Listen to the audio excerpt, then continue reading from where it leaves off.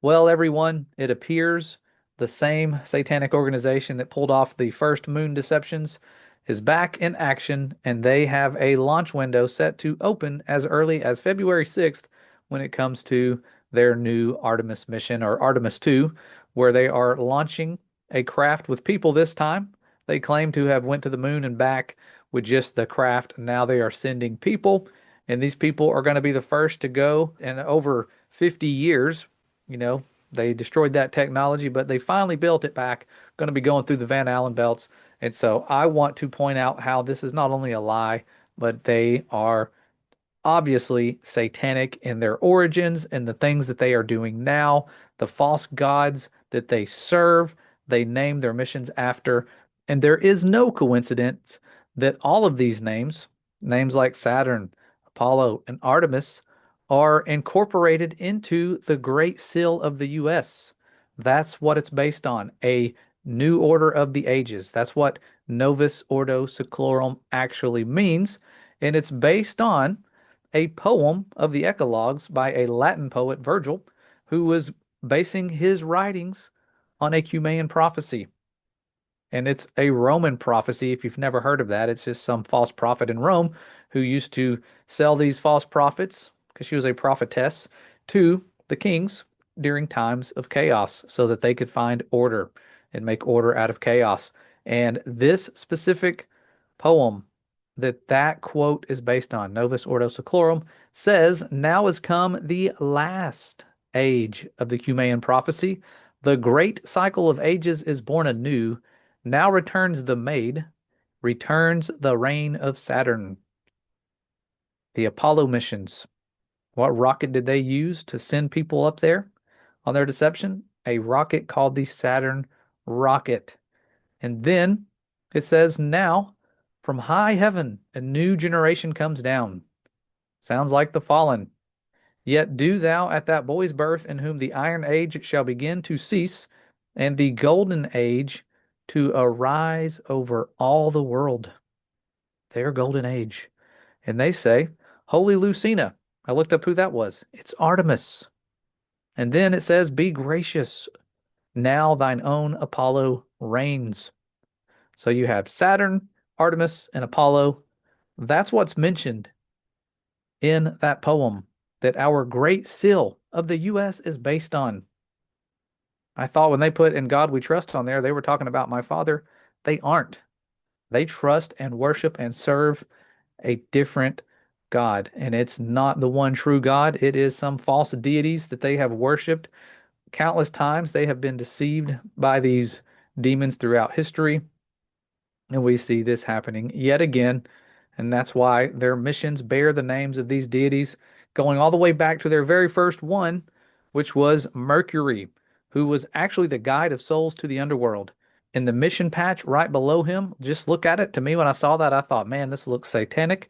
And I found out it actually is. It doesn't just look satanic, it is satanic. It's based on astrology, which we're told not to do in the Bible. This divination, all these things, they are using the lights that our Father put in the heavens for appointed times. They are using them for sinister purposes to be false prophets. And the symbol itself, Google tells us, represents the Roman god Mercury, or the Greek Hermes, symbolizing communication, travel, commerce, intellect, and is derived from the caduceus. You can see the little double serpent there wrapped around a pole with wings, the one that Mercury would have had on his little staff, and he was considered a messenger. But also, we see here that it signifies the planet Mercury, the element Hg, or Quicksilver, and in broader context, hermaphroditism, or those non binary genders. That's what this represents, and they have that as their first ever mission patch, followed by the Greek deity Atlas holding up the firmament. Imagine that. They're trying to erase the firmament from our minds, and they have their mission named after a deity holding it up. And then they go to their sun god Apollo, and now Artemis, who is a moon goddess. Kind of ironic that they started out with a sun god, because that's the ones they really serve, now bringing glory to their moon gods as well. And Jack Parson, one of the founders, the satanic founders of NASA, this guy and his Babylon workings, actually used rituals, dark rituals, performed, aiming to incarnate the Thalamic goddess Babylon, spelled a little different than the place Babylon, also known as the Scarlet Woman, into a human, specifically Majorie Cameron, to usher in a new magical age. Think about that, their golden age. Drawing on Aleister Crowley's Enochian magic to conceive a moon child. Think about that. Artemis was a moon goddess. They're trying to bring about a moon child. Parson used his own bodily fluids for this. This is dark. And I don't even like talking about this stuff because it's so dark. That's what these people are doing. They want us glorying in their accomplishments, in their giant rockets that they built, these lying signs and wonders, and the deities of old that they are bringing back with their missions, things that even comic books are bringing to our children. I know that I grew up glorying in comic book heroes, Superman, Batman, those sort of things, but it's just another way to have people glorying in these demonic powers that came from actual titans. In Greek mythology, they'll say it's always based on these titans. Yeah, there were giants in those days, and they are now unclean spirits. Fortunately, 90% were bound. We're only dealing with 10%. I could not imagine if we were dealing with the others. And so this stuff is dark, but don't worry, it gets worse. We're going to look at the restoration of that ancient golden age. This is what you get from a basic Google search. It says here that the false god Saturn was honored during Saturnalia, and it was a joyous ancient Roman festival honoring Saturn, the god of agriculture. It was celebrated in mid-December, marked by feasting, gift giving, like candles and clay figures, and temporary suspension of normal rules, including role reversals, where masters serve slaves, all embodying a nostalgic golden age of peace. Talking about peace a lot now in the news. With its customs influencing later Christmas traditions, Saturnalia was the Roman equivalent to the earlier Greek holiday of Chronia, which that's the same figure as Saturn, which held the theological importance for some Romans who saw it as a restoration of the ancient Golden Age when the world was ruled by Saturn. And so that's what they're wanting to happen again. So you could imagine back in the original Golden Age where they're teaching mankind all about technology, they think they're being served by these titans. And eventually the titans turned on each other, on their own children, and eventually on mankind. That's why they are evil spirits, unclean. They did not keep commandments. They were not living righteously. They were fulfilling their father's will, the fallen, and that ended up being their downfall. And so you can see Enoch chapter 10 talking about their punishment, fighting against each other. We've talked about that many times. There's evidence on these giant bones we find in the world with cut marks on them, as if there was a battle. And so that golden age is mentioned all the time. Here's our current president speaking about it. This is indeed the golden age of America. And nothing will stand in our way because we are Americans. The future is ours, and our golden age has just begun. Our golden age has just begun. So that is Trump with the golden age and the golden dome. He's trying to build a golden dome to protect us from the threats from above, just like Von Braun before he died. Someone that I think was a major whistleblower said, hey, look, they're going to try to create this fake threat with asteroids and Russians being a threat to our satellite, things that have already happened. And now we're getting the golden dome, having us in fear of things from above, giving us that imagination as they have, of course, with meteors and asteroids and all these different things. We know there's a firmament. These things are not going to break through, but Revelation does talk about things falling from above. So I want to bring this back to your memory. If you forgot about this, the Bible tells us that there is going to be a star called Wormwood. Whether or not this is a literal star falling down, we hear about, the second angel sounding, and then a mountain burning with fire cast into the sea. And kind of like Egypt, waters become blood. You see that aspect. But then the third angel sounds, and that's where a star falls, a great star, it says, from heaven, burning as it were a lamp, and it fell upon the third part of the rivers and upon the fountains of waters, and the name of the star is called Wormwood. And when I used to read that, I thought, what is wormwood? I don't know. I'm not a wormwood farmer. I don't know many wormwood farmers around here. And so I looked into what wormwood is, and it is a plant that is known widely for its bitterness, extremely bitter. That's why the waters become bitter and are called wormwood. They don't actually just turn into a plant, but they are called that because people are dying because of the water. It doesn't say they're dying because they ate the plant that the water turned into. They're still drinking that water. It's bitter. They are dying. And so you see here, wormwood itself has a scientific name. What is its scientific name? You guessed it, Artemisia, after the Greek deity Artemis. So NASA knows this most likely, or the ones up top. Not everyone there is satanic and, part of the agenda. I'd say 90% of them or more are probably your average brainwashed person. But you have that connection, and it brings us back to scripture where this deity was worshiped.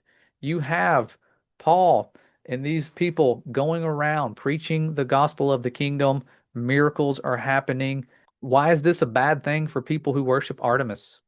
Well, there were certain men back then. One of them was named Demetrius. He was a silversmith. He made silver shrines for Artemis, and they were making good money doing this.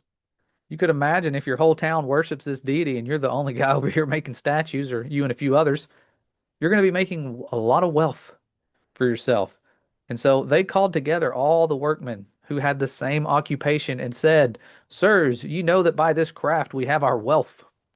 Moreover, you see and hear that not alone at Ephesus, but almost throughout all Asia, this Paul, and he's causing some problems here, hath persuaded and turned away much people, saying that they be no gods. He's calling them what they are, statues, which are made with hands, so that not only this our craft is in danger to be set at naught, but also that the temple of the great goddess Artemis should be despised, and her magnificence should be destroyed, whom all Asia and the world worshipeth. Listen to that. Whom all Asia and the world worship. I missed that because in the translation I read, it called her Diana. No, look at the original word. It is actually the deity Artemis right there that they were worshiping. And they said the whole world was. So they were making good money. They were selling these things far and wide. Here comes our Messiah, and then the followers after him, people like Paul, breaking apart their gain, their way of life. They're going to be angry. I mean, just imagine the anger when people started turning to natural remedies, things like that. The people that have been making millions and millions of dollars at these space agencies are getting mad at people like us. They're now bringing back this Artemis figure like they were trying to do back then. And so when they heard these sayings, they were full of wrath. They cried out and they screamed out. They wanted people to hear them saying, Great is Artemis of the Ephesians, as they're crying out to their false deity. And the whole city was filled with confusion. They're like, wait, what? These guys are over here crying out, saying how great she is, but we're seeing miracles happen that haven't happened in our lifetimes because statues don't do miracles. But they had a temple, it was already there. And you have, with all this commotion, the city clerk quieted the crowd and he said, Fellow Ephesians, doesn't all the world know that the city of Ephesus is the guardian of the temple of the great Artemis and of her image, which fell from heaven? So they were already taking, anything that had fallen from above or claiming that it fell from above and making a shrine to it, making statues, saying that it was their God. And remember, one of the first commandments tells us not to make graven images of things in the heavens. And they're saying, here's a graven image of something that fell from heaven, that was once in the heavens. Therefore, since these facts, sounds like how the false teachers speak, since these facts are undeniable, you ought to calm down and not do anything rash. Yeah, because their bank accounts are going to run low if you do something rash and find the truth. And so they were upset. We're seeing that now with their Artemis mission. These unclean spirits repeating the exact same lies time and time again.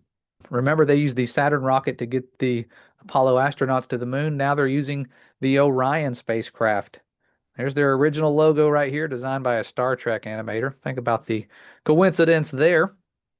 Having their six, looks like the planet Saturn with a six and three stars for Orion, and their little, triangle, Illuminati triangle stuff there. But Orion is a significant figure.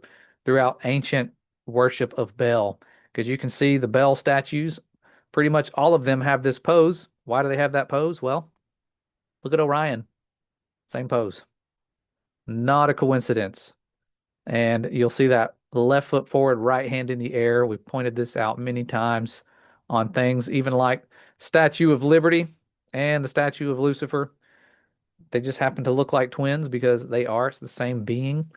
And that is why they have been trying to glorify things like the Statue of Liberty, disguised trans statue here, which many people have. It was always a symbol of freedom and liberty, and that's what they want to paint Satanism out to look like, liberty and freedom and all these things, when it is slavery.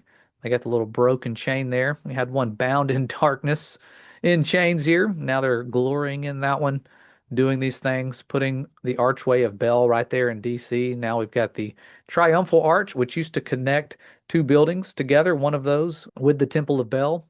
The Triumphal Arch is now going to be making a comeback. We have President Trump bringing that stuff in to the mainstream, bringing it back, building those types of things again here in America. So many things that stand out when you start seeing the darkness for what it is. We know that our time here to share truth is running out. We really have to ramp up our efforts with sharing truth, not just exposing the darkness, but actually sharing the true message, what our Father wants us to know, how we're supposed to live, those sorts of things. And so I am going to be focusing on that here really soon. I'm finishing up some studies, but I wanted to point out a few more things before we go, because some people are just not convinced. When you tell them that these people are evil, talk about things like Jack Parsons, they still think, well, that's just one guy. Well, they didn't just have the one guy. We had the Nazis that got brought into America to all sorts of different high-paying jobs. They didn't just bring in innocent people. They brought in war criminals, people who did some things that violated all sorts of human rights. They literally killed people with their experiments, children included. Okay, I've talked about this before. I'm not going to go into great detail because we have a video about this. I'll link it in the description if you want to know more about what they did. But when they brought in a certain Nazi scientist, this guy, Hubert Struggold, he was someone who was brought in, of course, with Operation Paperclip. And just imagine, if we did something like this with ISIS nowadays, they'd be like, hey, I don't think we should do that.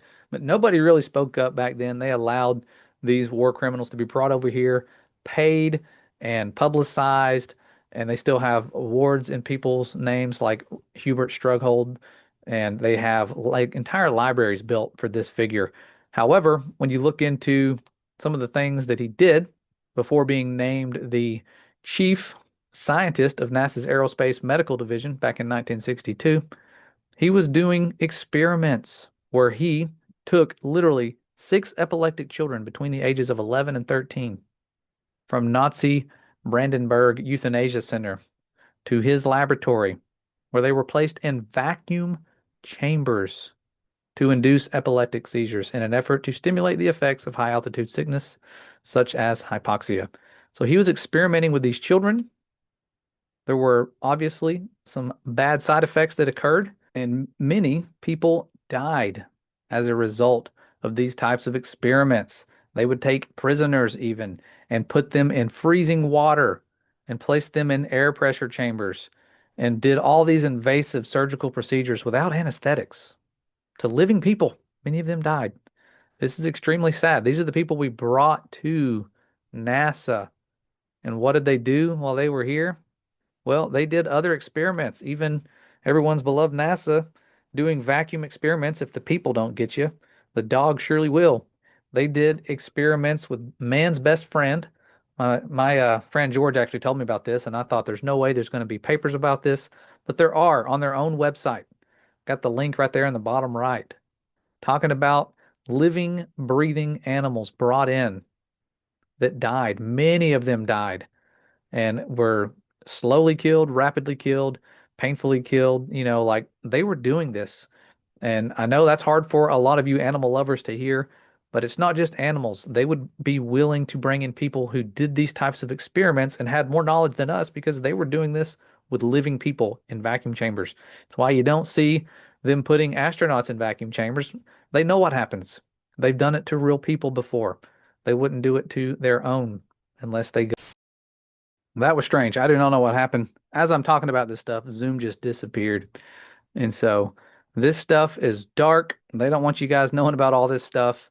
I don't even want my children to even read about these things because it is that dark. I mean, these people have done some things that are unspeakable, but they are the ones who bring us imagery from up above. Like the first time we ever saw the stars from space, it was not just NASA, it was our own government, the US Air Force, showing us what it looks like when you get up in a balloon and see them. Obviously, it's fake, but the organizations that put out the footage they give them tell us, hey, this stuff's taken from that capsule. We can look at these old proofs and know that they are obviously fake, but now that we're in a time where it's getting really hard for people like me, even with critical eyes, to see if a video is real or AI, it's becoming a challenge. And so it's not a coincidence that now that the technology that we're allowed to see is that high, they're finally sending people around the moon.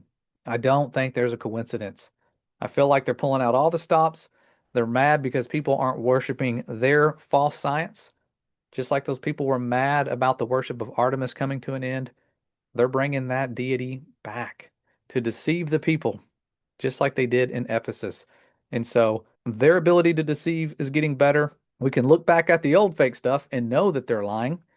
I mean, you can say, well, we trust them now because it's a different generation, but this wasn't that long ago when they were going up to show us the stars from space with their Stargazer mission. This was like the 1960s, like 1962, I believe. It was the early days of fake space, but you had people going up there, people that we trusted, people in the Air Force doing that. And then it got passed on to NASA so they could spend more time focusing on that because it takes a lot of focus to deceive people, a lot of effort. You can't be focusing on military stuff and faking space. You need an organization built for that. And so they have them spread out worldwide. And so for people who don't think that they can fake things and that, we're making this up, I'll show you some examples before they pull out the real good technology. This is the types of fails we were seeing back when they were rolling out new virtual augmented reality types of things that we didn't have access to. I mean, some people like in Hollywood may have had the ability to do stuff like this, but NASA, with a greater budget than Hollywood, would still make mistakes. And their problem was they were trying to do stuff live. That's where they started making a lot of mistakes. And one of my favorites, I'm not going to spend a whole lot of time breaking down NASA fails. We'll do that at another time probably. But you have, Don Pettit, who is drinking out of a bag, the one who said that we destroyed that technology to go to the moon. Well, he was showing off his coffee, and I thought, man, it does kind of look like he's drinking liquid out of a plastic bag. But as they're leaving, you see the bag floating away, and the coffee just shoots out of it, teleports outside the plastic. The plastic is still there. And lots of people, including me, were sharing this, and everyone was saying, it's a signal loss, man. Can't you just understand that when signal is lost, it's traveling from space? Objects can teleport like that. And I'm like, you know what? I would try to give you the benefit of the doubt, but I know that anytime I've ever seen signal loss, I have never seen something teleport like that. That would be equivalent to someone driving down the road and you're recording them, sending a signal somewhere. Let's say you're using Zoom or Skype or whatever, or Messenger. You lose signal. The person is not going to then shoot out of their car and disappear from inside the car while the car stays there and their body is completely outside. That is what we're seeing with this NASA fail. And they're not the only ones that have these types of blunders, but they had them quite often. Now they're getting better. Of course, technology is improving and they've had years and years to practice this. They are getting better, but we see things like this, solid objects allegedly outside of a spaceship being projected right there. You can see passing in front of a solid barrier, something that shouldn't happen if they really were in deep space like they say they are. And so NASA does lie. They are deceptive. They are demonic, but they're not the only one. They do not work alone. They have all sorts of societies, like the Planetary Society and other royal societies and secret societies doing the same thing. They are dividing us, but they are united in what they are doing and have been for thousands of years. And so I wanted to share some of these things because I know so many of you are going to be sad watching your loved ones be deceived by these upcoming missions. And just maybe, perchance, we could be used to plant some seeds that will help them be skeptical in these lying signs and wonders so that they will come to understand that we have an immovable world with a firmament above us. It's close. It's not as far away as they say. It's not light years to get to the nearest star. Our Father built this place with a clock above it for signs and appointed times, lights in the firmament of the heaven, and they are amazing.